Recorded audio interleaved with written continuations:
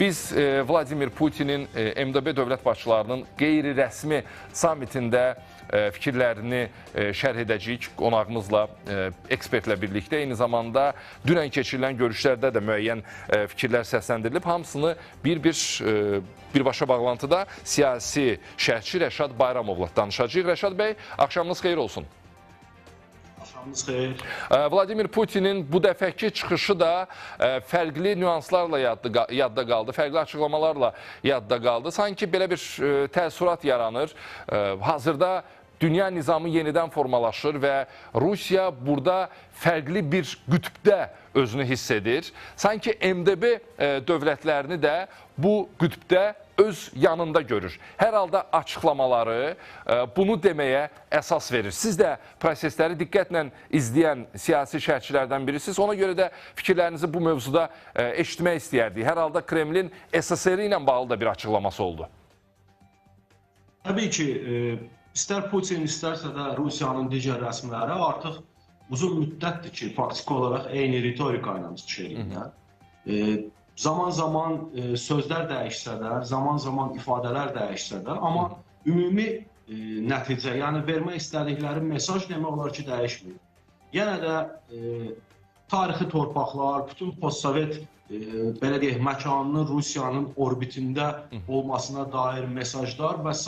uzun müddət ki, davam edir və ayrı-ayrı belə deyək, ölkələrin bu mesajlara reaksiyasına baxmayaraq, artıq belə deyək, 20 il, 30 il, 40 il bundan əvvəlki dövr olmadığını uca səslə bəyan etmələrinə baxmayaraq, təəssüf ki, Rusiya tərəfi eyni ritorikanı davam etdirir və düşünürəm ki, bu artıq belə deyək, Rusiyada təkcə hakimiyyət daxilində yox, həm də ümumiyyətlə cəmiyyətdə ümumi köhləndikləri bir məsələdir.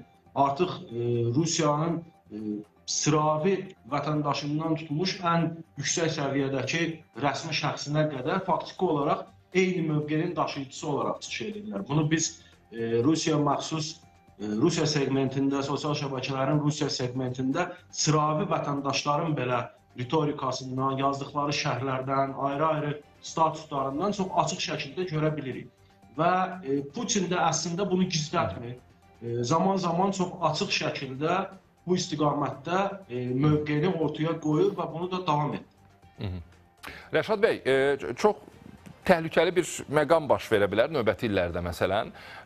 Biz Mərkəzi Asiya ölkələrini xüsusilə qeyd etməliyik. Amerika Birləşmiş Ştatları ilə necə bir münasibətlərinin olduğu bəllidir. Putin narahat deyil ki, növbəti illərdə müxtəlif bəhanələrlə Mərkəzi Asiya ölkə rəhbərləri prosesdən uzaqlaşa bilərlər. Söhbət MDB-nin rəsmi və ya qeyri-rəsmi zirvə görüşlərindən gedir. Bugün hələ ki narahat deyil və düşünür ki, Mərkəzi Asiya ölkələrinə qarşı bu və ya digər təsir imkanları hələ əlində qalır. Onu da kifayət qədər yaxşı bilir ki, bu günləri Mərkəzi Asiya ölkələrinin, Rusiyanın və Çinin təsir dairəsindən tamamilə çıxa bilməsi üçün sadəcə Avropa İttifaqı ilə aparılan danışıqlar və ya Amerika Birləşmiş Ştatları ilə imzalanan hər hansı bir sənədlər böyük ölçüdə əhəmiyyət kəsb etmiş. Çünki bu ölkələri qərbə çıxışını təmin edə biləcək Cənubi Qafqaz var ortada və Cənubi Qafqazda da Ermənistana təzyiq imkanları hələ ki yetərli qədərdir Rusiyanın və o baxımdan Rusiya bu istiqamətdə nəqliyyat koridorlarının gələcəkdə bloklana biləcəyini hələ də düşüncəsindədir və o baxımdan da təbii ki alternativlər olmasa, təbii ki Mərkəzi Asiya ölkələrinin Avropa istiqamətinə, qərb istiqamətinə alternativ çıxışları olmasa, onların Rusiyanın təsir dairəsindən çıxması da bir xeyli çətinləşəcək. Paşinyanın Zəngəzur dəhlizi istiqamətində fəaliyyəti ləngitməsi, Amerika Birləşmiş Ştatlarının yetərli qədər hələ də Ermənistan hakimiyyətinə təzyiq göstərməməsi, prosesin sürətləndirilməsi üçün rəsmi məlumatlara görə Zəngəzur dəhlizi istiqamətində fəaliyyətin 2026-cı ilin ikinci yarısından etibarən belə deyək, işlərə başlanılması onu deməyə əsas verir ki, proses 28-29-cu ilə qədər uzanacaq və Rusiya tərəfi də bu arxayınçılıqla hələ ki, belə deyək, istədiklərini edə bilir və o çəkincəliliyi hələ yoxdur tam olaraq Rusiyada. Amma təbii ki, gələcək perspektivdə bütün bunları göz önünə indidən ala da bilir Rusiya və ona görə də bu istiqamətdə o tədbirləri, bunların qarşısının alınması üçün müvafiq addımların atılmasını da indidən planlaşdırır. Elə davamlı şəkildə Ermənistan daxilində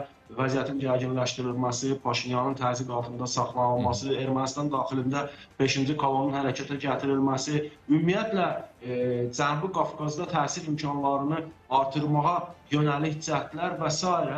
məhz elə bu gələcək perspektivdə baş verə biləcəklərin belə deyək, nəticəsidir. Yəni onları Rusiya gördüyü üçün bu günləri daha çox belə deyək, Cənubi Qafqazda təsir imkanlarını artırmaq və yaxud da Ermənistan üzərində olan təsir imkanlarını qoruyub saxlamağa cəhd edir. Buna nə dərəcədə nail olacağı təbii ki, həm Cənubi Qafqaz ölkələrinin, həm Mərkəzi Asiya ölkələrinin özlərinin ixtiyarındadır. Burada vahid mövqeyin ortaya qoyulması, burada ümumi qoruma mexanizmlərinin hazırlanması, burada Rusiyanın bu və ya digər şəkildə təzyiqinin neytrallaşdırılması istiqamətində bilgi addımların atılması olduqca vacibdir və konkret olaraq Azərbaycan tərəfi bu istiqamətdə kifayət qədər üzərinə düşən addımları atır və hətta belə deyək, Ermənistanın belə Rusiyanın təsir dairəsindən çıxması üçün, Rusiyadan asıllığının azalması üçün konkret addımlarla da bu fikirləri, yəni bu qarşıya qoyulan məqsədi icra eləyir. Amma yenə deyirəm, hər şey təkcə Azərbaycandan asılı deyil. Burada hər kəsin üzərinə düşən, hər bir dövlətin üzərinə düşən vəzifəni layiqincə icra etməsi lazım. Rəşad bəy, bir maraqlı məqam var. Azərbaycan prezidenti İlham Əliyev Peterburqda keçirilən MDB dövlət başçılarının qeyri-rəsmi samitində iştirak etmədi. Prezident administrasiyasının açıqlaması belə oldu ki, Azərbaycan prezidentinin iş qrafikinin sıx olması prezidentin Peterburqa getməməsinə səbəbdir. Amma gün ərzində biz Rusiya kütləvi informasiya vasitələrini izlədik. Bu məsələyə xüsusi toxunuldu. Qeyd edildi ki, baxmayaraq ki, düşənbədə Azərbaycan və Rusiya prezidentlərinin müsbət mesajları var idi. Amma hələ də Rusiyanın baş vermiş təyyarə qəzasına görə Azərbaycana kompensasiya verməməsi, üstəgəl cinayətkarların hələ də cəzalandırılmaması, üzə çıxarılmaması bu Azərbaycanın hazırki mövqeyinə təsir göstərən amillərdəndir. Bir də bu cümlələri, bu fikirləri şərh etməyinizi xahiş edəcəm sizdən.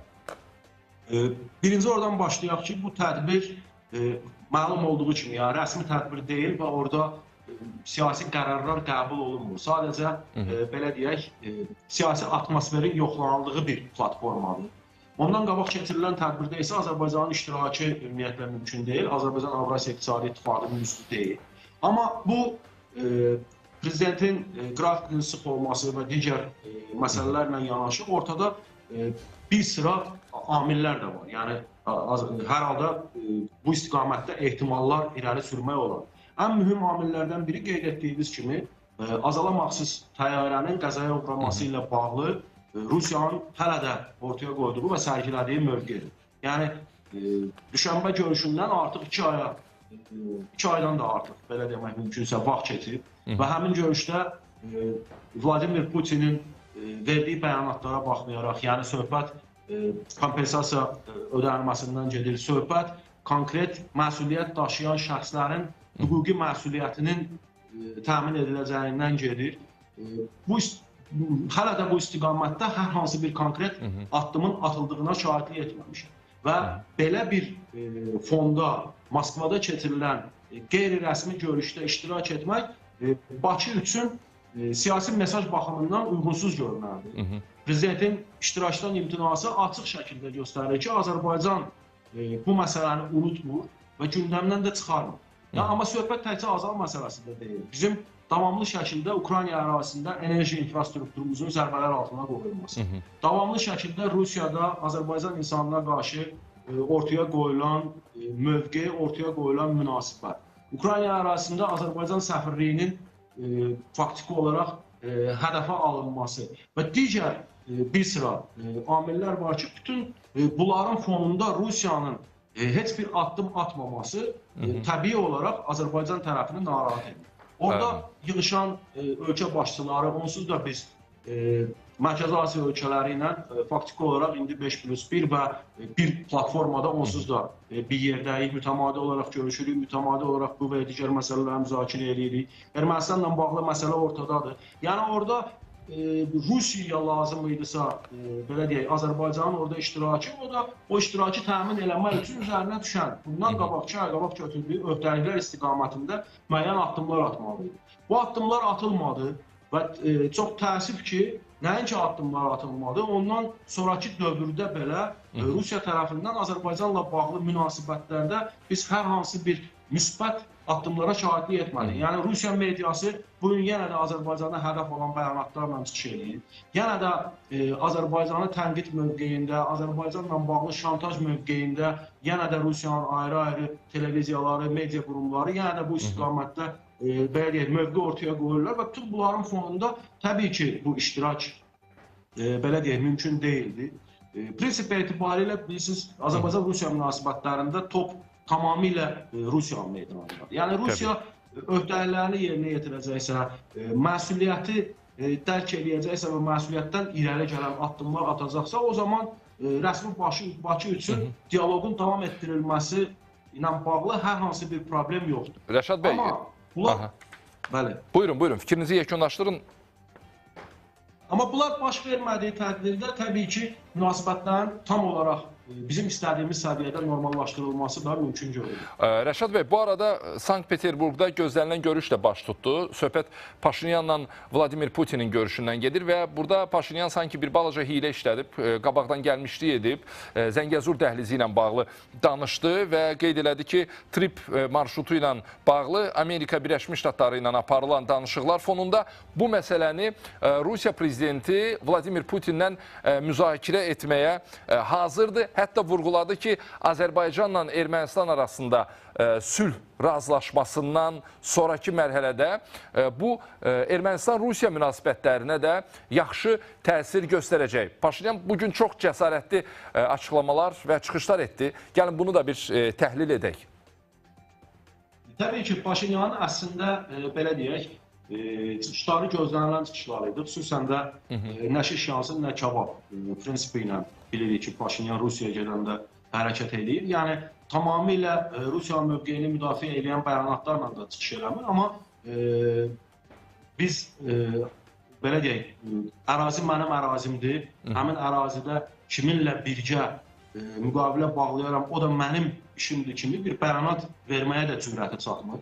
Və o baxımdan Rusiyanın indiyə qədər Ermənistandan istədiyi, yəni davamlı olaraq biz istəyir Peskovun bəyanatları olsun, istəyir Zaxarovun bəyanatları olsun, Lavrovun özünün bəyanatları olsun və yaxud da Rusiya baş nazirin müavinləri dəfələrlə Zəngəzur dəhlizi, yəni trip layihəsi ilə bağlı konkret Ermənistana verdikləri mesaj ondan ibarətdir ki, biz layihənin detalları ilə bağlı ətraflı məlumat almaq istəyirik və Rusiyanın bu proseslərdə iştirakının hansı şəkildə həyata keçiriləcəyi ilə bağlı Ermənistan tərəfindən müzakirələr aparmaq istəyirik. İndi Paşinyan sadəcə onların dediklərini, belə deyək, qabaqlayıcı addım ataraq bu məlumatlarla bağlı, bu məsələ ilə bağlı fikir mübadiləsi aparmağa və müzakirələr aparmağa açıq olduğunu bəyan etdi. Paşinyanın indi nə deməsi, əslində Rusiya özü də kifayət qədər bunu yaxşı başa düşür. Böyük ölçüdə iş nəyə həll eləmir. Çünki Zəngəzur dəhlizinin, belə deyək, taleyini bu günləri Ermənistan və yaxud da Paşinyan həll eləmir. Bu məsələ artıq Amerika Birləşmiş Ştatlarının, belə deyək, səlahiyyətindədir. Orada nələrin baş verəcəyi, layihənin necə icra olunacağı, hansı şəkildə həyata keçiriləcəyi və s. qərarlar birbaşa Amerika Birləşmiş Ştatları tərəfindən təbii ki, veriləcək. Sadəcə seçki qabağı dövrdə Rusiyanın bu və ya digər şəkildə təsir imkanlarını və yaxud da təzyiqlərini neytrallaşdırmaq baxımından Paşinyan bu cür ikili bəyanatlarla çıxış eləyir. Amma bir sıra məqamlarla bağlı da olduqca düzgün, belə deyək, mövqe ortaya qoydu. O da Azərbaycanla Ermənistan arasında iqtisadi ticari münasibətlərin bərpası istiqamətində atılan addımla bağlı Azərbaycan prezidentinə təşəkkürünü ifadə eləməsi, hansı ki, bu düşünürəm ki, Putinin bir o qədər də xoşuna gələn məsələ deyildi. İkinci bir məsələ Azərbaycan və Ermənistan arasında münasibətlərin normallaşdırılmasının